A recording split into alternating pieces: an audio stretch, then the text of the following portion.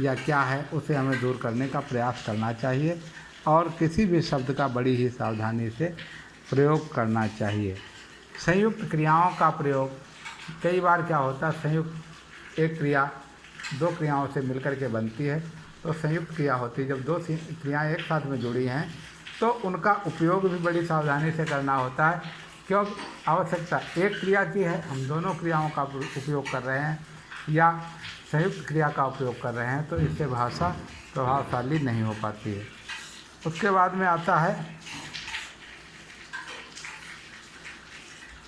अविकारी शब्दों की अशुद्धियाँ। अविकारी शब्द आप जानते हो 4 होते हैं, जिनमें से संबंध बोधक, विस्मयादि बोधक,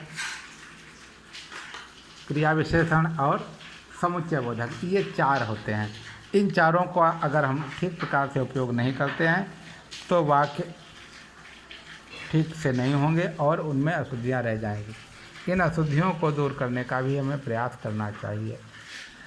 विकारी शब्द आप जानते हो, विकारी शब्द भी 4 होते हैं, संज्ञा, सर्वनाम, क्रिया और विशेषण। ये 4 विकारी शब्द होते हैं क्योंकि इनमें निरंतर परिवर्तन होता रहता है। परिवर्तन होने के कारण इन्हें विकारी कहा जाता है और जिनमें परिवर्तन नहीं होता है वो अविकारी होते हैं। संज्ञा, सर्वनाम, क्रिया और विशेषण ये विकारी शब्द हैं क्योंकि इनमें लिंग, वचन, कारक तथा काल के द्वारा परिवर्तन होता रहता है।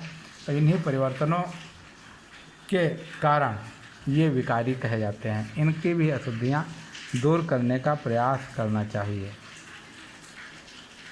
अन्य अशुद्धियाँ यहाँ पर दी गई हैं, इन अशुद्धियों को आप दूर करने का प्रयास करोगे।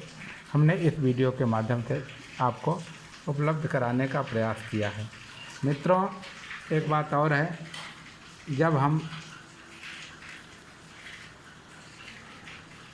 अपनी भाषा को पढ़ते हैं तो इसमें अशुद्धियों, स्पेलिंग मिस्टेक्स हो, चाहे अन्य की अशुद्धि हो, चाहे वाक्य शोधन हो, हमें बड़े ध्यान से करना चाहिए। कहीं पर अगर अशुद्धि है तो ये दर्शाता है कि हमने कहीं न कहीं पर बड़ी जल्दबाजी में किया है अथवा मैंने ठीक से विषय को पढ़ा ही नहीं।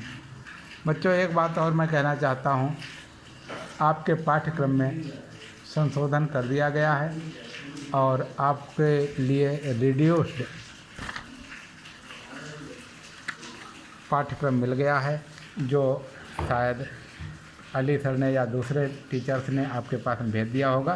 फ़िलहाल मैं भी आपको ये जो सिलेबस कम किया गया है उसकी सूची भेज रहा हूँ।